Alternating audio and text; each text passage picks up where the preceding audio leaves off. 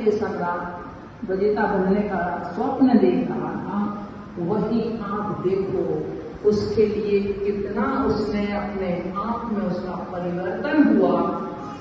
एक समझो एक पापात्मा एक परमात्मा बनने के मार्ग पर चला गया, एक बिल्कुल पापात्मा व्यक्ति और वह कैसा हुआ कि वह एक धर्मात्मा बनकर के कम से कम उसने अपने प्राणों का विसर्जन किया। और जिसका कोई नाम लेता तो कलंक के रूप में लेता, किंतु आज उसका नाम एक उदाहरण के रूप में लिया जाता है। किसका प्रभाव था? मात्र उसने गुरु वाणी को प्राणों से सुन लिया था, अपने कानों तक सीमित नहीं रखा था। यद्यपि देखो विधि के अनुसार हमारे शरीर की रचना ऐसी है कि सुनने के लिए 2 कान है पर बोलने के लिए एक मुख है, परंतु अंतर इतना सा हो जाता है कि सुनने के लिए 2 कान तो हैं, पर वो एक कान से सुनी हुई आवाज दूसरे कान से निकल जाती है। इसी कारण से तो हमें उस वाणी को क्या करना है? आत्मसात करना, अर्थात प्राणों से सुनना।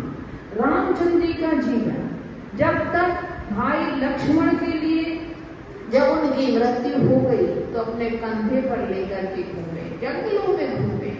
लोगों ने कहा भाई तुम्हारे भाई की मृत्यु हो गई, तो उससे कहते तुम मरो, तुम्हारे कुटुंबी मरे, मेरा भाई क्यों मरे? सिर्फ उनके लिए समझ में उस बात नहीं आ रही थी उस समय तक। क्यों? अंतरंग में मोह था भाई के प्रति, ये मोह की स्थिति थी। तो इसलिए वो बात बीच में मोह का पर्दा पड़ा हुआ था कानों और प्राणों के बीच में, तो वह बात उस मोह के पर्दे से टकरा करके वापस आ जाती थी, वह अंतरात्मा तक नहीं पहुंच पाती थी।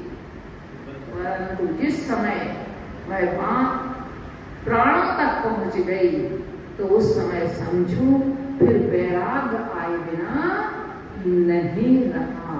सीता को भी रोका, लव कुश जाने लगे उनको रोका, यहाँ तक कि कृतांत वक्त जो सेनापति था वो भी जाने लगा जब दीक्षा लेने के लिए, तो उसको भी रोक दिया। बोले तुम इतने राजसुखों में पले हो, तुमने कोई कष्ट अभी तक नहीं देखा, तुम कैसे करोगे दीक्षा की तपस्या? दीक्षा लेकर तपस्या कैसे करोगे तुम? कृतांत ने किंतु अपना उद्देश्य सही बना लिया था। उसे सीता के वियोग की बात, सीता को जंगल में छोड़ने की बात प्राणों पर घर कर गई थी कि वो संसार की स्थिति ऐसी है, ये संसार किसी को नहीं छोड़ता। ऐसी स्थिति जब उनके भी प्राणों तक वो बात पहुंच गई तो उन्होंने भी कृतांत सेनापति ने भी दीक्षा दी गई। तब वो जाने लगे तो रामचंद्र जी उनको भी मना करते हैं, तो वो कहते हो कर जब वो नहीं मानता तो उससे कहते हैं भाई तुम जा तो रहे हो दीक्षा लेकर के, किंतु दीक्षा लेके जाने के बाद तुम स्वर्ग में देव बनोगे, तो अगर मैं कहीं गलती करूं तो मुझे संबोधन कर देना। कृतांत वक्त सेनापति के लिए वह बात कहाँ ध्यान आई? जब वो स्वर्ग में देव था न उसके लिए वो बात ध्यान आ गई, क्योंकि वो बात भी उसने अपने स्वामी की किससे सुनी थी? प्राणों से सुनी थी।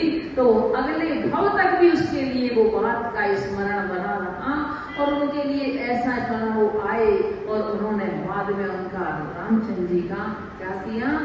महाराजा रामचंद्र का स्तुतिकरण किया। उनका समय भी अपना पूरा हो गया था। ज्यादा से ज्यादा छायक समय दृष्टि की कसाय 6 महीने मात्र तक रह सकती है, चाहे वो राग हो या द्वेष हो, तो 6 महीने उनके पूरे हो रहे थे। और महापुरुषों के शरीर में 6 महीने तक कोई विकृति आती नहीं। 6 महीने तक उनका शरीर प्राण निकल जाने के बाद भी ज्यों का त्यों बना रहता है। तो दोनों स्थितियां उनकी कसाय की भी शांत हुई और यहाँ इनका समय पूरा हो गया, वहां वैसा संबोधन मिल गया।